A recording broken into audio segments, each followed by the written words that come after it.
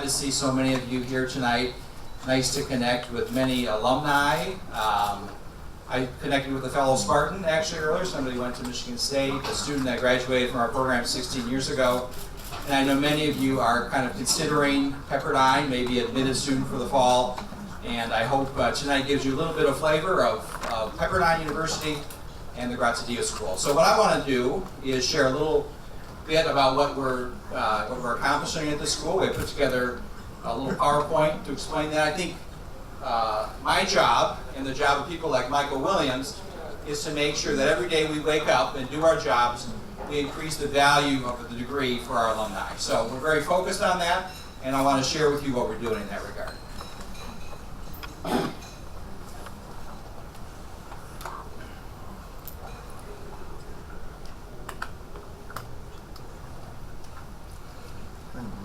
was given an orientation on this slideshow. I'm already struggling.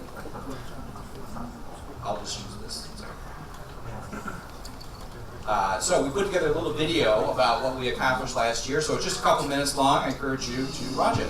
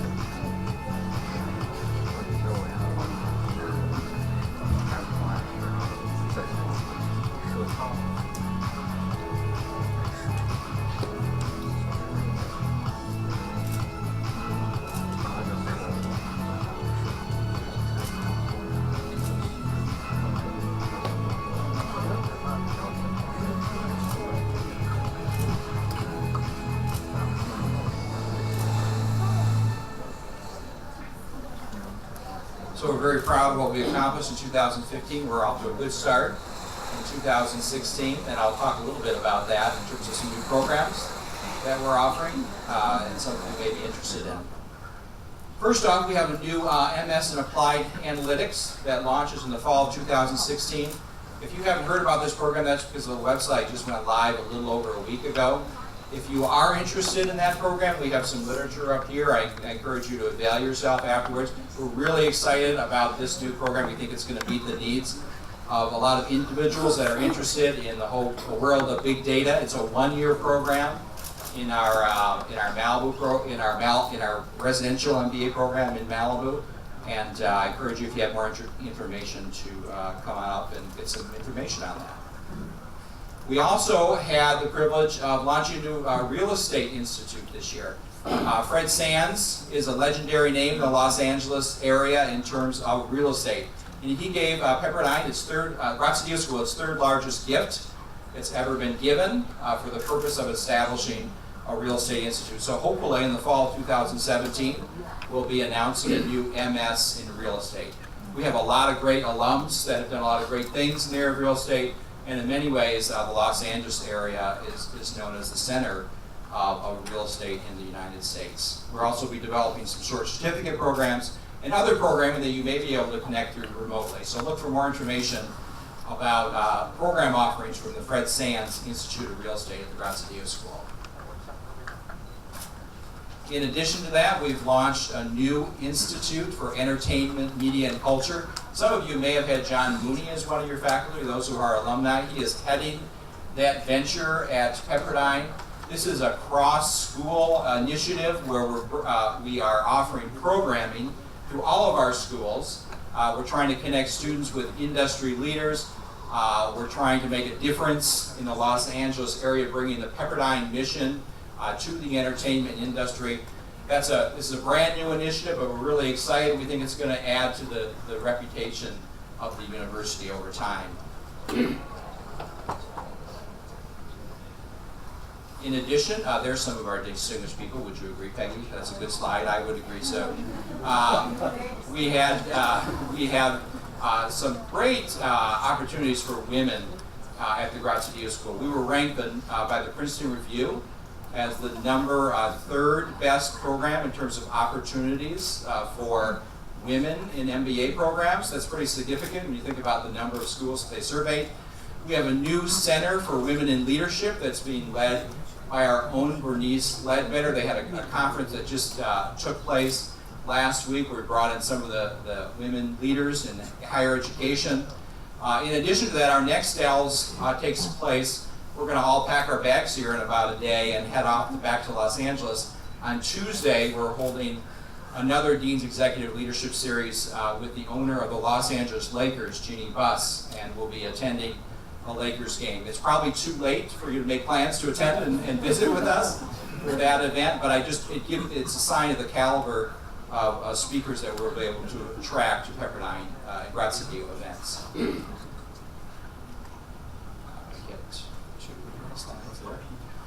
In addition, some of you are aware of our SEER program with this socially, ethically, and entrepreneurially responsible business practice. And we had our 5th annual symposium this year. And this is the first year we took it off the Pepperdine campus right into the heart of Los Angeles and Santa Monica. So it was the largest event we had.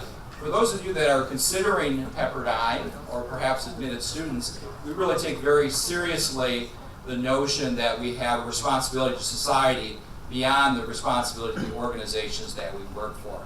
So this is a program that we're very proud of. It was led early on by Michael Crook and now under the leadership of Rob McKell. And if you were to come to some of our programs, you could have an opportunity to earn a SEER certificate. In addition to that, we are taking leadership in the area of healthcare. And last year was our first year of offering a future of healthcare symposium in the Los Angeles area. We brought a terrific group of speakers. We had over 300 in attendance. This year we're hoping to have 500 in attendance and really looking at the future of healthcare. And this year's theme is going to be big data and the impact it has in healthcare. So that's coming up in April. We're really proud. We want Pepperdine to be a thought leader, not only in the Los Angeles area, but throughout the world as it relates to the future of healthcare. One of the most exciting things that's happened for us this year, and this is going to be relevant for some of you who are maybe planning on attending Pepperdine, is a new relationship with Dun Bradstreet. The CEO of Dun Bradstreet reached out to us. He's a Malibu resident, and he said, I would love to partner with Pepperdine in a significant manner and really develop a relationship here that we can help add to each other's reputation. And so they are making available to us their entire database of statistics and economic research. They are partnering with our faculty to work on projects together. They are offering guaranteed student internships. They are bringing in special speakers, and they want to do more. These are just some of the early initiatives. We've been so pleased with just their proactiveness in making this a real positive relationship. These are the sorts of things that we believe are really going to add to the reputation and ranking of Pepperdine over time. So we're really, really excited about this Dun Bradstreet initiative, and we just see it growing in terms of student opportunities and increasing our reputation over time. We know that rankings are very important to students. They should be important to incoming students. They also should be important to alumni. And we're really pleased that all of our programs have a place in the rankings, whether it's our applied finance, ranked by financial engineering. We have an MS accounting program that's also been ranked, management and leadership as well. Just a couple rankings came out this week that we're really proud of. I know there was a FEMBA graduate or two in the audience, but our part-time MBA program was ranked 48th in the world by U.S. News and World Report, and our full-time program was ranked 83rd out of over almost 500 schools. So we're proud to see those rankings. They're both improvements from last year. Our part-time MBA program has actually come up 12 spots in the last 2 years. So we're proud to see that growth. Once again, as I said, my job as dean and the individuals that I work with is to do whatever we can do to increase the value of your degree after you graduate. We have been working hard in terms of earned media. We have a private capital markets project that continues to be very popular in the press and receive attention in the Wall Street Journal and CNN. We have a blog in the Huffington Post. We have one faculty member, Nelson Granados, who has one of the best read blogs in Forbes, and they're online. I encourage you to check that out if you're interested in digital innovation. So we're really proud in the last year that we've been able to get our faculty out there and get their message out there. So once again, enhancing that thought leadership aspect of the Graziadio School. So what are we looking for in the year beyond? We want to have healthy programs. We want to have programs that bring about student success, that bring about good outcomes, that help students grow in their careers. We're looking at revitalizing our program offerings, making sure that they're aligned with the needs of the marketplace and also the needs of our students. So I've got our faculty hard at work at that, and sometimes to their chagrin, but I think we're going to have some good outcomes along the way. We're also really looking at enhancing the student experience, the time that you're there at the Graziadio School. How can we make that a better experience? And we're developing metrics to measure this over time so that we can hold ourselves accountable for those outcomes. And so that's another one of our strategic priorities for this year. In addition, we want to create a work culture that is Pepperdine a great place to work. And in the end, that's about helping our students. Because if you have faculty and staff that are excited to be at Pepperdine and it's their first choice, that's going to make a difference in the student experience. So everything we do at Pepperdine, and I believe our alumni here will speak to this, is really focused on the value of the student in our organization. So as we pursue these different opportunities, I just ask you for consideration in that. So I think we've got some exciting things happening at the school. Hopefully you sense that from some of the Pepperdine staff that are here. We feel like we're a school that's on the rise, and we're really proud of our alumni and the value that you bring to the Pepperdine name here in China and beyond.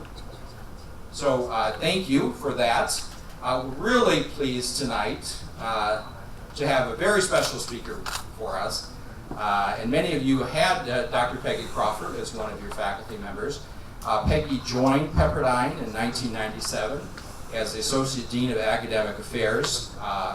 When she came, under her leadership, the school achieved AACSB accreditation and had a meteoric rise in national and global prominence, became a major player in the national stage of business schools in which it was absent prior to that time. Peggy is a prolific author. She is an award-winning researcher and teacher. She's the founder of our MS in Applied Finance program. She also was just recently bestowed an award on the Committee of Women Faculty at our undergraduate institute, Seaver College, as the 2016 Award for Excellence in Leadership. We're going to be celebrating that with Peggy in about 2 weeks. It's a great honor to be recognized by all the female faculty across Pepperdine University as a leader in the school. So we're really pleased that Peggy is being honored in that way. And I would say, without a doubt, Pepperdine University, we have about 500 faculty at the Graziadio School. We have about 100 faculty. I would say, with some confidence, that among those 100 faculty at the Graziadio School, there's no one that's more respected among the faculty than Peggy Crawford. I'm sure Michael would agree with me there.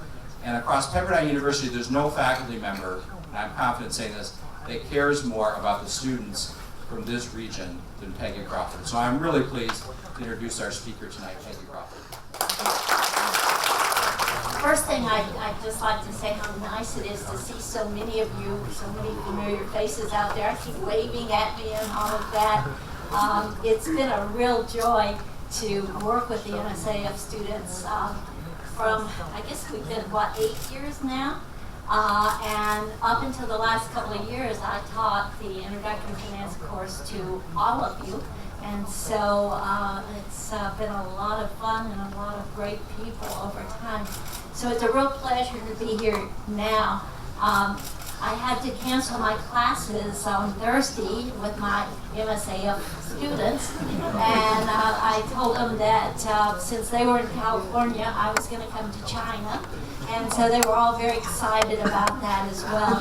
So I have a whole list of things I'm supposed to eat while I'm here and all of that kind of thing, so it's been great fun. So I'd like to just kind of chat with you for a few minutes, and as I was thinking about what to talk about, I said, well, Chinese economy, I think that's something we're all interested in. And it's sometimes interesting to have somebody on the outside look at you and to hear their perspective of what's going on and kind of get you thinking about that as well. And so a lot of what I'll be talking about is what's going on here now, what I think or sometimes hope will happen into the future, and some comparisons with what we're having going on in the United States. And so as I'm doing this, think about questions, because we'll have a little Q&A at the end. And so I want really impressive statements and questions from the alumni. While I'm looking at you, I want you to really think and come forward and show all the prospective students how smart you are. Okay? All right. To start off, I'd like to just do a couple of slides here. I'm just going to do it this way because it's easier. And as I was looking at this, the top the graph is China, and the bottom one is the United States. And so this was growth rate of GDP over this period of time, and this is the last 25 years. And as you can see, there was a period of time as the United States led the rest of the global economy to the edge of disaster. One of the things that saved us was the growth rate in emerging countries, particularly in China. And I'll talk a lot more about that as we go on. But that gives you some kind of an idea of just the phenomenal growth rate that we've seen in GDP over the last 25 years in China. If you put that in on a per capita basis, you see the same sort of thing. That really, it's, when you look at this, it's just unbelievable the amount of changes that have occurred in a very short period of time in China. Now looking at the real numbers, this is just current GDP. And as you can see, really, for a lot of years until we get to early 2000, there was growth in actual GDP in China, but it's been since 2000 that that's just shot up. And right about the middle of that is when China became the #2 economy in the world. And so it's just been unbelievable. However, you put that then on a per capita basis, and you find something a little different. The blue is the United States per capita GDP. Look down at the bottom, the red, and that's China. The last time I was here in Shanghai was about 10 years ago. I brought students over for a week. We had presentations from academics, from business people. We visited companies, all sorts of things like that. And one of the things that really struck me was that how many of the speakers started off by saying, our greatest asset is the number of people we have in China. Our biggest worry is the number of people we have in China. And when you take a look at that, you can see where the worry is. I'll talk in a minute about the greatest asset.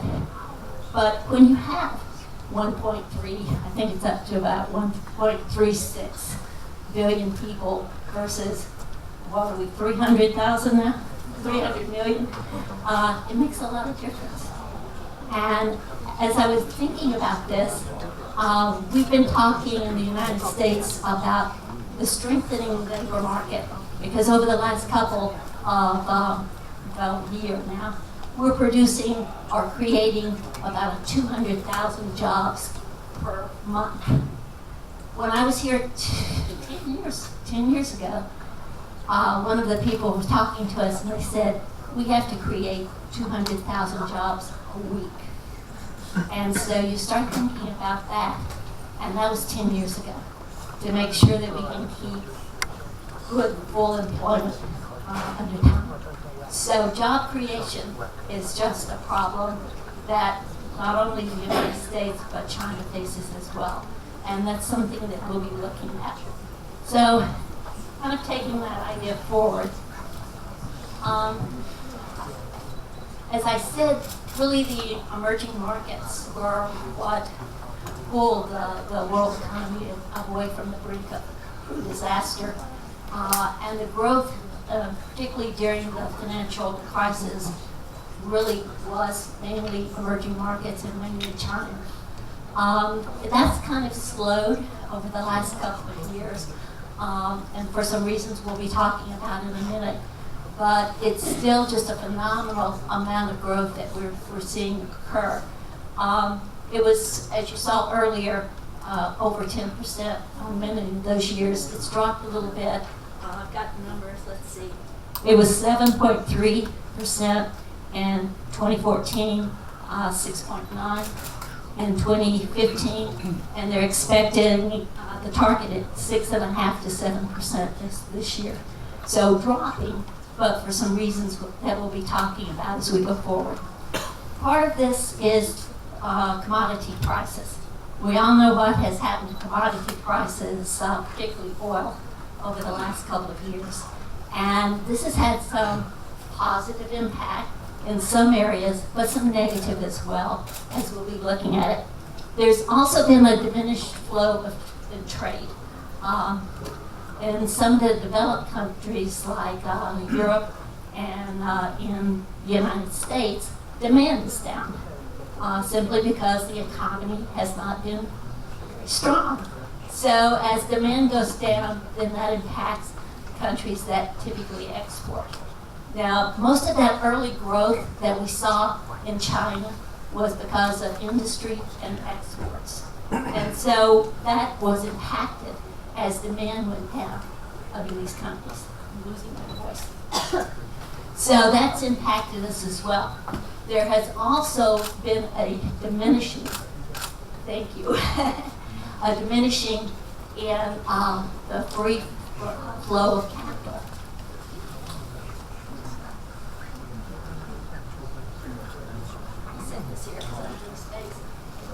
And that's been caused by a lot of things that have been going on as well that we'll be talking about as we go forward. So because of this diminishing flow of trade and capital, and because of the lower commodity prices, we've seen this slowing in demand and in the exports. All right, let's get to China. I identified a couple of things that if you look at 2015, were very important issues in China. One was volatility in financial markets. Most of us remember what happened in June to the stock markets here. Growth up until then had just been phenomenal.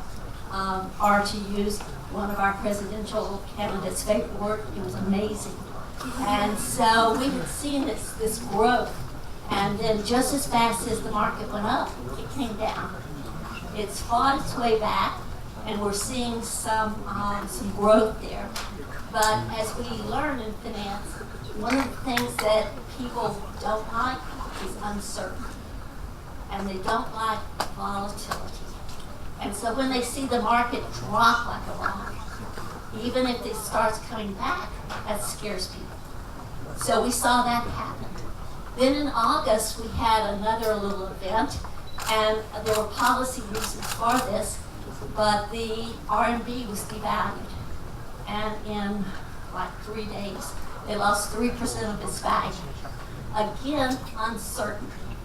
And when there's uncertainty like that, then people start saying, is my money safe? And that has really impacted the flow of funds into China and into other emerging countries.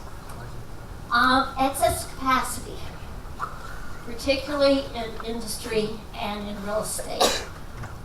This has been something that we've seen happen particularly during the financial crisis. Money was pumped into the economy to try to keep it growing and try to keep it moving. A lot of the industries now have excess capacity, particularly things like coal, steel, and those companies that produce various products. I've got some numbers here, and I want to get these down here for you. Uh-oh, did it do it? All right. I want to get my numbers straight so I can hear. All right, just to give you an idea of what's happened in this, China, which we said was built mainly on exports, in January, their exports were down almost 12% from the previous year's January. In February, it was down over 25% from the previous February. So that just gives you an idea of when we're talking about drops in exports for all of those reasons we were talking about. Interesting though, their imports were down 12% in February from the previous February. That's partially because of what's happening in some of the industries and in construction. With the real estate market having over capacity in some of the areas, then the amount of imports that they're bringing in has decreased because of that opening. Talking about the industries now, take this, I'm used to yelling at you. Talking about industries, the profits have been down in a lot of these industries, and debt has gone up. That's caused some problems within the various industries, and I want to give you some of these debt figures. For state-owned enterprises, the debt as a percentage of GDP, this is just your state-owned enterprises, is about 88% of GDP.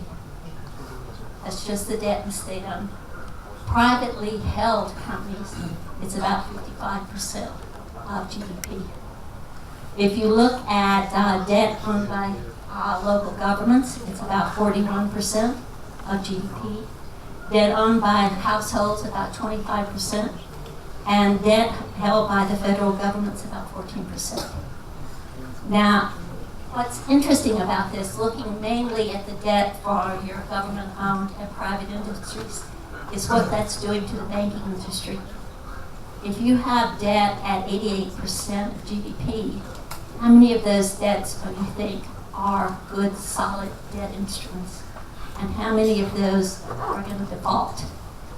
And what's this doing to the banking industry, the financial industry? This is a problem that the policymakers are facing, and they're doing some things about it. Some proposed at this point in time, some that are in place. One of the things that they have in place is they're setting it up so that banks can trade the debt in for equity, which sounds like a good thing. You get rid of the debt instrument, and now an owner will turn this around. That works as long as you don't have the overcapacity in the business and as long as profits are up. Second thing that they're doing, which is kind of interesting and hasn't been really put into place yet, is to allow the banks to collateralize or securitize this. That means bundle these bad loans and sell them at a discount to investors. Those of you who know much about the financial crisis that began in the United States, what did we do with bad mortgages? We pooled them and we sold them. So there's always the worry when you have something that's not too good and you pull it out and you sell it to others, what's the value of that? So it's going to be interesting to see how that turns out. The other thing I want to point out here, which is very different from the United States, is the central government's debt. In the United States, our local governments, our state governments have very little debt. A lot of the states, you have what we call a balanced budget amendment. So the states can't spend more money than they have, that they bring in. The federal government of the United States doesn't have that problem. So they can run big deficits, and they have tremendous deficits since the financial crisis. So that we have less room to be able to turn it around in case we have another problem. And here, the central government has very little debt, and so they have more flexibility in facing these various problems that we're going forward. All right, a couple of things else I want to mention here. As we look at this, the sectoral rebalancing. When I was here 10 years ago, mainly it was the manufacturing and export industry. Some of the speakers started talking about rebalancing. And with the rebalancing, they were saying what we need to do is to move out of industry, particularly heavy industry, and start moving into services. We need to move from an export nation to one that has a domestic market. Now, all of you who have gone to the United States to school, are planning to go to the United States or to Europe for school, are joining a group of Chinese students that have been moving in there for the last decade. We've seen in the United States the enrollment of international students, particularly Chinese students, go up tremendously over that period of time. When you come back to China, are you going to take a job in a factory? If it's in a factory, you're going to be a manager. You're going to be the CFO. You're going to be the CEO. You're not going to be working in a factory. Or you'll be going into services. You'll be working at an accounting firm, a consulting firm, in the financial industry. And as you do that, your investment, your income goes up. So what we're doing is producing a larger generation of educated students who come back and get those jobs, those good, what we call in the United States, white-collar jobs, where you're working in offices, 90 hours a week, but in offices, and you're getting larger and larger real income. What are you doing with that real income? You're spending it. You're consuming. And so what is happening is because of this educated group who's coming back, you're making more money, you're consuming, you're creating that middle class, and you're developing that market, that domestic market.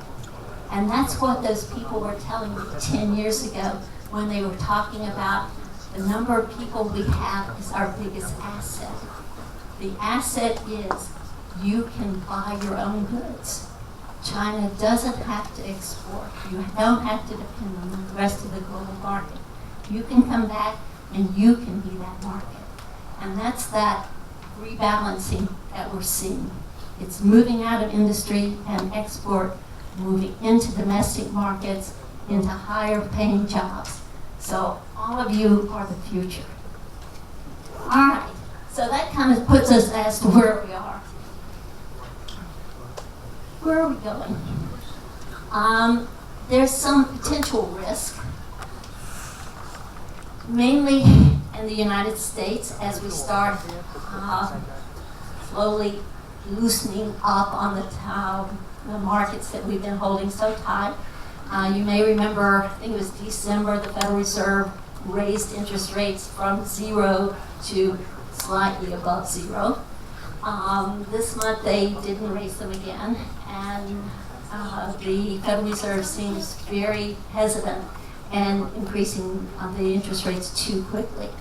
But if it did, that could cause another shock. I'm not so worried about interest rates in the Fed there, Fed with interest rates. What I'm more worried about is the Federal Reserve's balance sheet. You may remember that during the crisis, the Federal Reserve typically only impacts short-term interest rates, but they wanted to impact long-term interest rates as well. And so what they started doing was buying long-term securities, some government, some mortgages. And by buying the securities, they drove down interest rates and therefore were able to keep long-term interest rates lower to get rid of or to increase demand. All of that's sitting on their balance sheet. And at some point in time, they're going to have to start selling that off. And that's, to me, a bigger worry. How orderly will they be able to sell that off? What will that do to interest rates? And what will that new supply of securities do and happen to the line? Another thing that's still up in the air is Europe. Europe seems to have stabilized a little bit, and it's important because, again, that's a big market, and with Europe and the problems they've had over the last few years, demand has been way down there as well. So Europe seems to be stabilizing. There's hope. There's problems. Syrian refugees and all of the refugees who've come in, how do they handle that? The UK, what are they going to do? Are they going to stay in the Europe, or are they going to move out? So that's going to be an uncertainty that we'll have to see what happens. And again, remember, the market doesn't like uncertainty. And anything that causes uncertainty can cause problems. Global economic growth. There's some potential problems there as well. We're going to have to see what's going on. And we're all so closely tied economically now that if anybody sneezes, we all catch a cold from that. And so we've got to be careful about what's going on. Global political tensions. Again, uncertainty. If we have a series of incidents that occur around the world, what's that going to do to confidence? Markets need to be confident. If they're not confident, then they react. And we don't want them to react. Remember, uncertainty and confidence. If these incidents were bad enough to interrupt trade, or interrupt the flow of funds from one place to another, or even interrupt tourism, that could have an impact that we would have to see what happens and watch it over time. So as I was looking at all of these, I personally am sort of an optimistic person, and so I like to think that we're going to control all of this, but I started thinking about what's going on in the world right now. And about that time, there was a debate on, a political debate on television, and I was listening to that as well. And one of the candidates, who shall remain unnamed, was talking about bringing manufacturing jobs back to the United States. We're going to do all of this thing and bring all these manufacturing jobs back because we want to rebuild the middle class. Well, manufacturing isn't like it used to be. If we go back 25 years ago, a person could come out with a high school degree, very little training or skill, get a job in a factory, and pull his or her family up into the middle class and have a good run.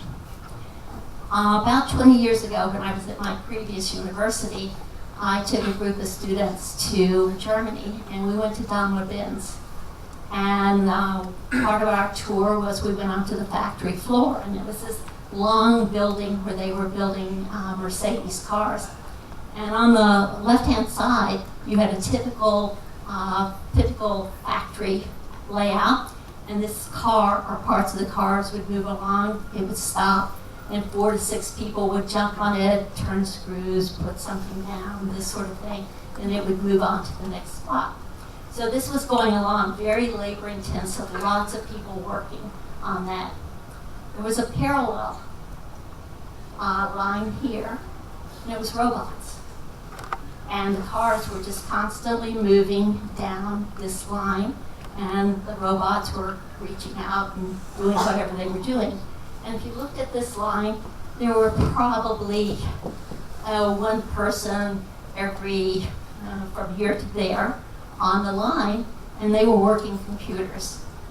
And so the person who was taking us for the tour, now this is a good 20 years ago, said, yeah, this is our strength, our trained labor who were doing all of this. And so we looked over here at this line of robots, and one of the students said, well, do you take the people that are working here and train them to work on this assembly line?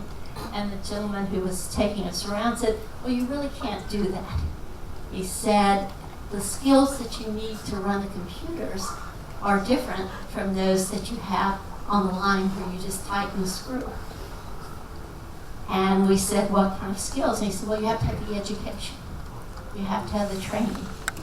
And so now when we look at manufacturing jobs, it's not that high school person that's coming out with no training and getting this really good job. It's that person who has the technology training, the education, and the skill to be able to do it. So when we talk about bringing manufacturing jobs back, and when we talk about that middle class, it's changed. And that's what we all have to recognize. It's a different world now, and it's going to get more different as we go forward. So to paraphrase a famous Chinese proverb, we live in very interesting times. And let's all be hopeful for the future. Let's all get in there and work, and let's see what happens.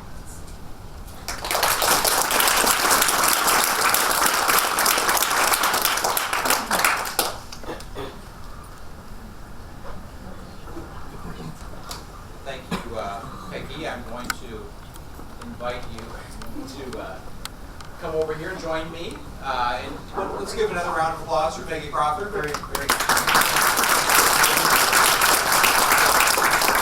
Love these microphones. So, yeah, no problem. Are you going to sing for us later, Peggy?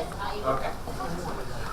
So I want to just follow up on Peggy's warning at the beginning of her talk to be prepared to ask a couple questions. I'm going to kick it off out to the audience here in a moment.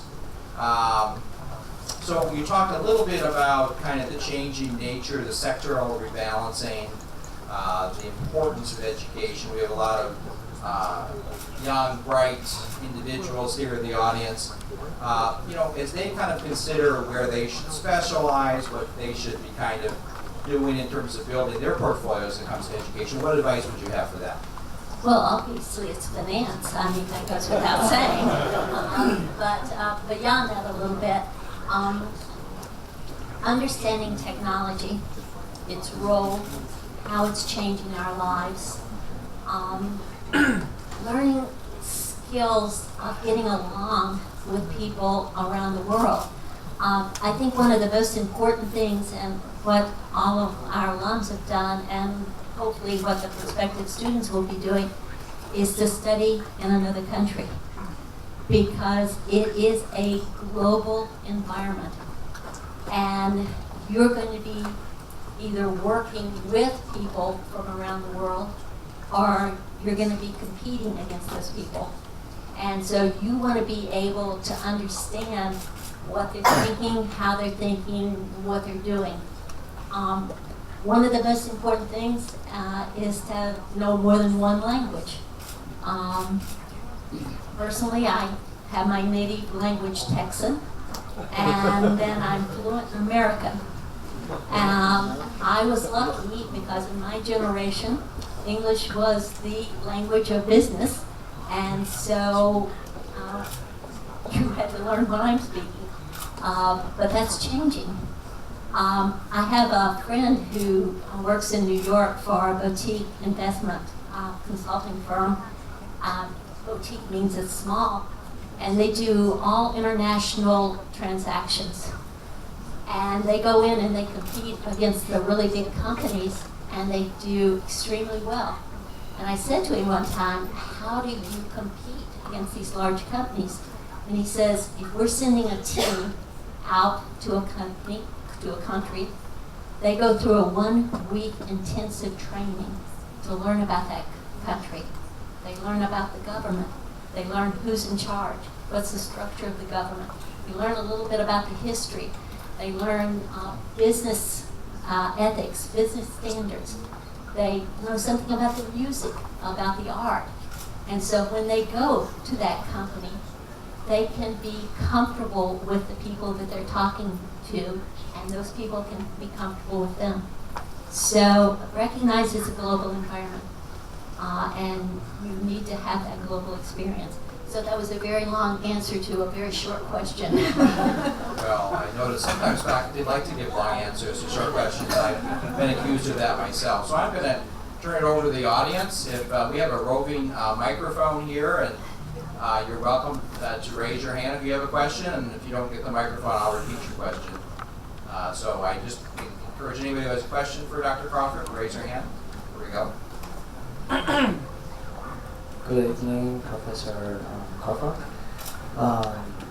What I want to ask is, if there would be a huge crisis in the world, in which country do you think it will start?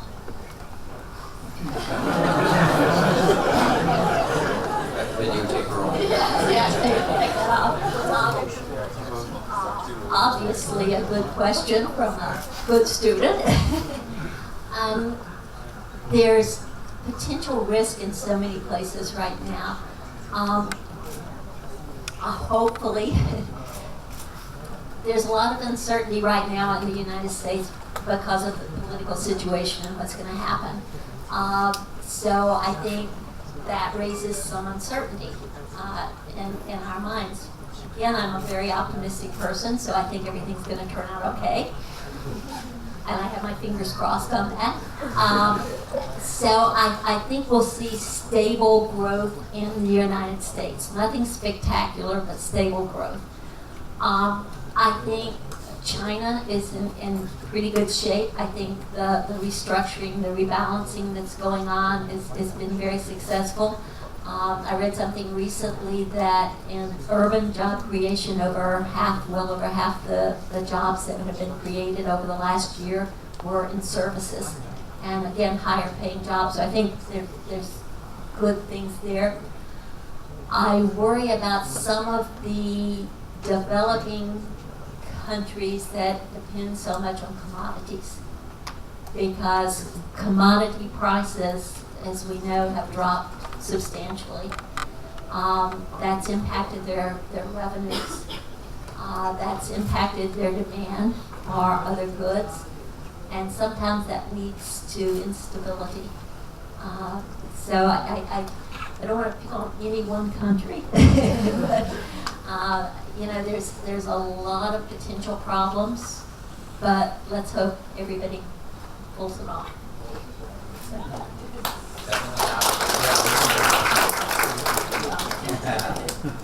Another question for that. Do you have a question back there? Sorry, there's a gentleman in the back.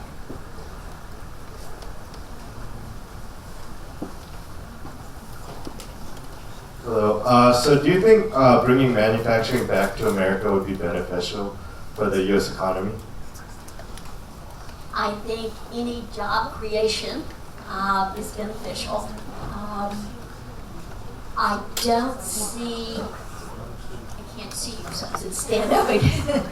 I don't see, again, what we used to have not that many years ago, where you could come out, again, with little skills and with little training and make very, very good salaries. Everything now is, and mainly because of technology and the changes that are being required to get those jobs, the skills you need. I don't see that happening. Personally, I think American workers are good, and so I would hope that jobs come back, but I don't see it as the cure-all that some people do. That danced around that pretty well. I'll go ahead and offer my observation. I'm an economist myself and a labor economist, and I would just say that one of the misnomers in the United States is that a lot of manufacturing is left. The United States is manufacturing more than it ever has. It's just that there aren't as many jobs in manufacturing. So much more capital intensive, and I think it's a natural evolution of any economy to move from being more labor intensive to more capital intensive. So. And as Peggy notes, just bringing manufacturing back to the United States, let's be clear about what we mean. We're manufacturing more in the United States, than we ever had before. It just happens to be very capital intensive. More of those robots than workers on the line that you spoke of. So there was another question here in front. I want to, yeah, there we go. Question here. Hello, Dr. Crawford. You said that some of the Chinese students will come back to China to become the middle classes and move the economy to go forward. And you also referred to an example happened in Germany of their middle classes, because at that time they were pretty maybe they could get a good job without a higher education. So do the two examples have something in common? I mean, is this necessary for us for some of the Chinese students to learn some advanced education such as finance and other major? Well, you have to understand, I'm a great believer in education, having spent my whole career in that. And I think education is going to become more and more important. And not just college and graduate school education, but training. Not everybody needs to go to college, but everybody has to be trained for the jobs of the future. There are not going to be, in my opinion, those jobs where someone can all day long sit there and turn one screw and make a good living. And that's the old manufacturing model. And I think the new manufacturing model is, as Dave was kind of referring to, running the computers to make sure the robots work efficiently. And that takes training. So I think particularly the students who come back from the United States or European schools or go through the universities here, because there's many very good universities in China too, so I want to say that you have to go overseas to get a good education. But I think the middle class in China is going to be service-driven, not the manufacturing-driven. And I think that's the next step for your development. To move from that developing to developed is to have that middle class. And that's going to come through the services, the higher incomes, with the consumption and the development of your own market. Move away from the export and move to selling products here. Is that answered? Thank you. We have time for one more question from the audience. You're right in the front. Good job. Hi there, Dr. Crawford. I'm Eric Barnes. I was graduated with UTN at the same in 2003. Quick question, because we've been talking about manufacturing and all these things, and before I go with that, I'm just going to prop up what you said a moment ago. I tell everyone going to education is the perfect time to go over and study it in another country, because I often say your boss is probably not going to tell you, hey, why don't you take half a year off and go to Sweden, or why don't you take a year off and go to live in Costa Rica. That doesn't happen in the real world. So when you're in the education bubble, you got that opportunity that doesn't exist anywhere else. So I tell them to take advantage of that. Besides the disappearing mark, what are the bright spots looking forward? What are some areas that you think people should be excited about? It could be IT, could be energy sector. What are some things you think are the bright spots moving forward? Well, you have to understand I'm a finance professor, so what's always bright, this is finance. And I think finance is one of those interesting areas because it changes. It's not the same. One of the things I tell my students is when they leave our program or my class, they have the latest data, which an hour and a half later is last week's news. So I think everything's changing and everything is moving forward. To me, one of the bright spots is the global economy. Because if we can become interdependent in the economy, not just competing and I win if you lose, but really that interdependence where we prop each other up. And if you succeed, I succeed. That then takes care of some of the political differences, and I think the tensions sort of go away. So the bright spot to me is people going and learning about each other, learning how to work together, creating that alliance versus that competition. And again, I am very optimistic about the future. I think a lot of the things that we're seeing are really exciting. And I think the potential is huge if we don't make mistakes. First place finance, what I heard. Second place, maybe is analytics potentially in second place? What is that, data analytics, what do you call it? If you don't go into finance, I could suggest.